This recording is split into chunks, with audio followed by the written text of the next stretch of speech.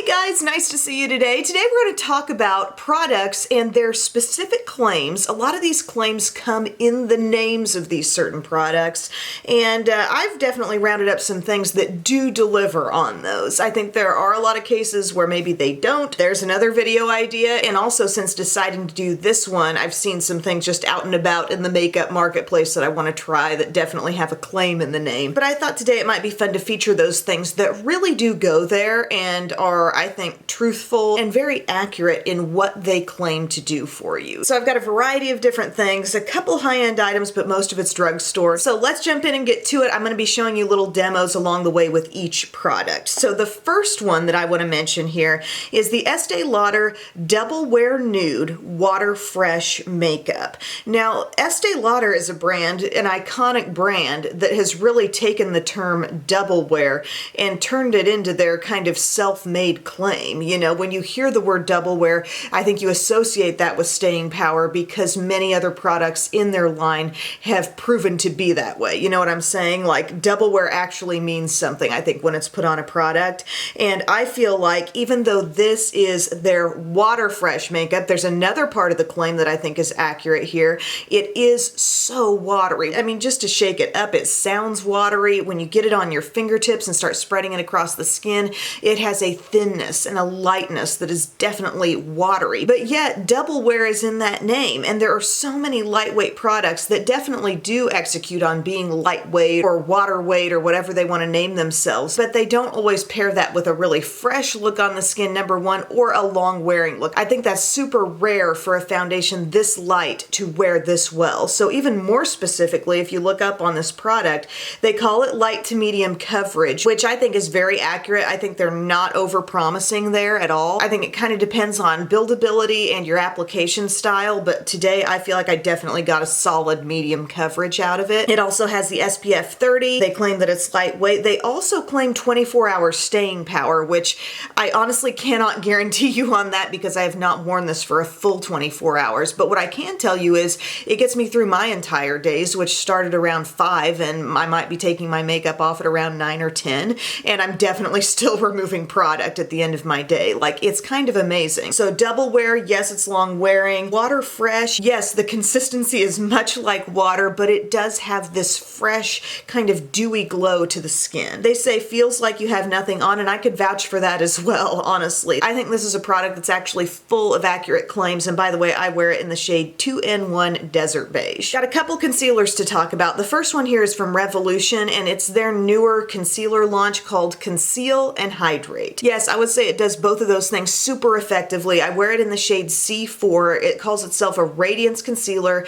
with hyaluronic acid, and it says right on the tube, medium to full coverage. I agree with all of that, and I think it is harder to find one of these full coverage concealers that actually is also hydrating. I would say one that's been around for a while from a high-end brand would be like the Tarte Creaseless Concealer, the Maracuja Creaseless Concealer that was converted to doe foot applicator style not all that long ago, but it's a very hydrating product, but very full coverage. Little goes a long way. And then at a little lower price point, I think about Pacifica. They have a doe foot applicator concealer that really is nicely hydrating, and it has kind of that Tarte Creaseless Concealer tackiness to it.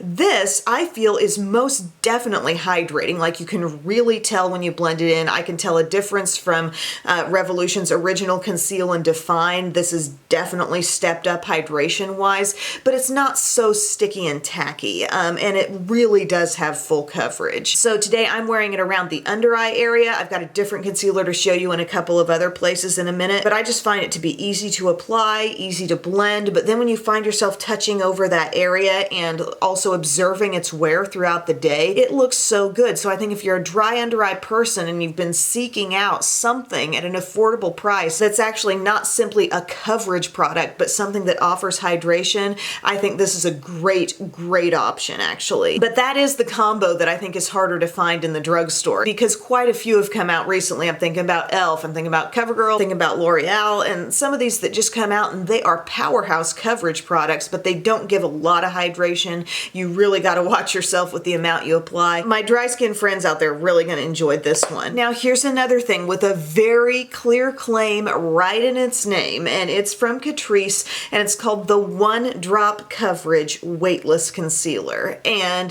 that implies, I think, that you're going to put one drop on and that's going to be enough to tackle that problem area. And I think it totally works. I've talked about this quite a bit on my channel. I wear it in the shade Porcelain, and I kind of used it today to give myself a little redness coverage around the nose and also some brightening between the brows and the chin. And it really is crazy how little of this product you can get away with. A couple times I actually used a bigger drop, I think, here than I needed, but just a tiny touch to the skin really goes a long way. And I think part of that is the fact that somehow they've created a product that is so thin and so water weight. So therefore that texture is going to spread over the surface area nicely. You know, it's not going to just cling in and stick like a really thick product would. But like I said, somehow they've created it with so much coverage and it's really impressive. But you come away feeling like, wow, that's so light. I really applied hardly anything. This is 0.23 fluid ounces. I feel like I would have this for a long time because the usage is just so tiny every time you get it out. And even if I'm going around the under eye, you've seen me use it on my channel before, but it'll be like dot, and then maybe a dot out here to cover any melasma, and it's really great. So I just wanted to point that out because the one drop coverage claim seems pretty extreme, but it really does go there. Since I've gotten both of these in the conversation now though, I would say this one offers more hydration to the skin. This is going to stay feeling super duper light, but not necessarily nourish the skin quite as much as this will. Next up we have the Maybelline Tattoo Studio Brow Pomade. This sort of has a claim in the name with the Tattoo Studio idea. It's implying some real long wear, but if you dig just a little deeper into their claims, they're saying 24-hour wear, waterproof, and buildable. And I do believe it is all of those things. One day I did inadvertently find out that it was 24-hour wear. Like I did a real bad job of makeup removal, I guess, the night before, and I found myself going over things with my micellar water in the morning, and I was like, what am I pulling off here? I'm like, it's eyebrow. Some of that Tattoo Studio that was still in there, and I had showered the night before, so it did make it through water. It did make it 24 hours, and I do feel like it really is a buildable, manageable brow pomade. That's why I like it so much. It's not so creamy as like an Anastasia dip brow. It's going to come with your double-ended angled brush and spoolie,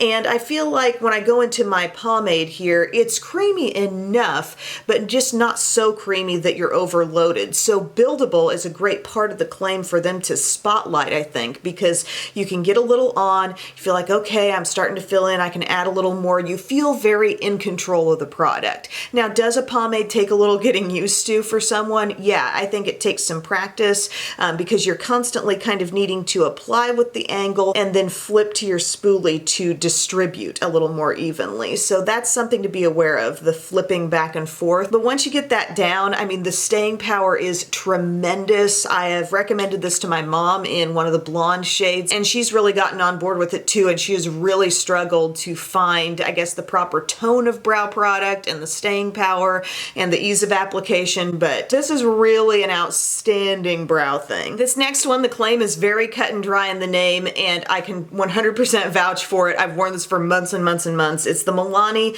Stay Put Matte 17-Hour Wear Liquid Liner. If you want a long-wearing, no smudging liquid liner that you can do wings with, that even if you have watery eyes, it's not going to be affected, this is great. It's also not going to like melt into your inner corner tear duct area. It's a very traditional kind of liner. I call this sort of the inkwell design, you know, where the tip goes down in it. It's a felt tip, but it's just flexible enough down at the tip to really kind of conform to the contours of your eye. As you're going around a small inner corner, as you're trying to kind of lay it down on its side, it can work that way.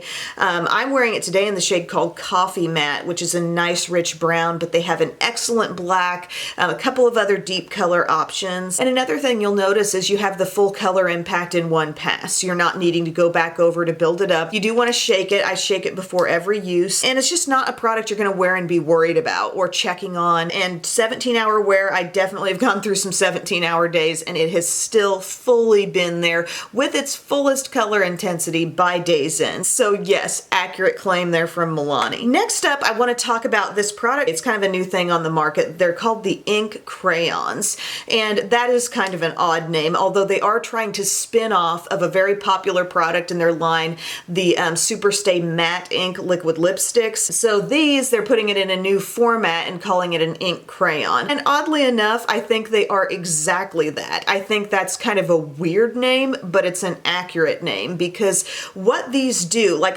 there are several brands that have come out with these sort of skinny stick, long wearing lip colors that really do kind of set down on your lips and aren't very quick to transfer off. NYX, Neutrogena, I've used them. I've liked them a lot. I will continue to use them. But something that makes the Maybelline, I think, a little more unique is that they practically have a bit of a meltdown from this stick when they come in contact with the lips, and there's a thinness going across your lips that is really pleasant and also kind of counteracts a thick, heavy feel that you could have with a lot of matte lipsticks or other matte liquid lipsticks. So that ink crayon idea really rings true for me. And then on the website, I noticed they also claim 8-hour wear, which I think is 100% true. So I've got a couple of shades in this. The one that I've been wearing throughout the video is called Lead the Way. A really nice kind of everyday rich pink, you know, just kind of walking the line, just dipping your toe into berry just a little bit. Again, there's kind of a multifaceted thing happening here. It's gonna look like just a crayon type lip pencil, but then it's gonna thin out as it comes in contact with your lips, but still go on with a fullness of color. You're gonna fill everything in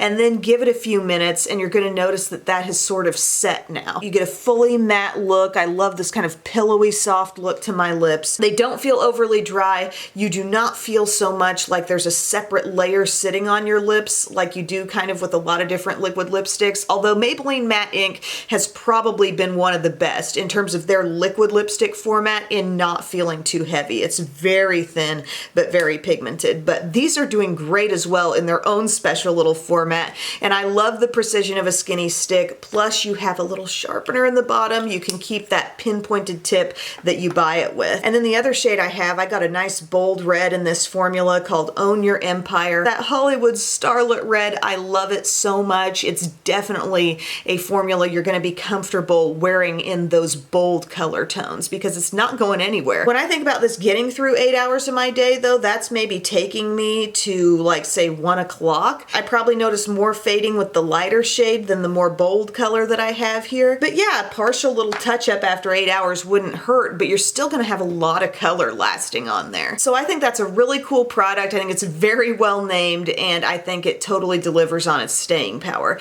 Now lastly here, we're going to talk about a product that claims to be poreless, and there are a lot of things, my friends, with poreless in the name. Not a lot that I really agree with necessarily, but this is one that I totally do. It's the Mally Evercolor Poreless Face Defender. Yes, bringing an oldie but a goodie back into the conversation here. And the reason why you probably don't hear me talk about this much in application as I sit here at the start of a day doing makeup looks and whatever, is that this is really a touch-up product. That's where it's most effective. It comes with a big sponge, and it's just like a clear, balmy looking thing in here. I've compared it sort of to consistency of a clear deodorant, but less like oily feeling. And it claims to make your skin look poreless. Poreless is in the name, and I totally agree with that. If you are touching up your makeup and you feel like, oh my gosh, things are looking like they're settling, I feel like I'm seeing pores, I'm seeing little things, particularly around the nose, that I would like to disguise, this definitely does the job in disguising that, and it also is described as soft focus and undetectable, and it totally is because it's totally clear. And there have been knockoff products over the years, not many of them that I think are still around necessarily to this day, but nothing has done it as well as this because the formulas have always been a little too thick, creamy. You could see it on the skin. This is the true undetectable thing. So you take your sponge. I like to twist it on there, so I'm really sure I've picked something up. Now this is freshly applied makeup, so there's not going to be any huge transformation, but you can dab it over the nose, the sides of the nose, the forehead, if you're feeling a little oily, if you're feeling like you've had makeup breakdown, and it completely refreshes, and it totally does disguise the look of pores. Feel free to enlighten me if you've got other like application tips with this product, but I don't use this as a primer, and I also don't use it freshly after makeup. It is something that really, I think, responds to oiliness in the skin and kind of undoes that without a look of any kind of powder application, you know? It's really like the anti-powder, but very effective on pores. So my friends, those are the products that I can think of right now that definitely have a very specific claim, most of them right there in the name, that I found to be very testable and accurate. Again, I think it would be fun to do a video on some things that I feel don't live up to their names or their claims, and maybe a part 2 on things that do work, because there are definitely some other products out there with very clear claims that I would like to try. So fill me in the comments section. What are your requests? Thank you so much for watching, guys, and I will talk to you again soon. Bye.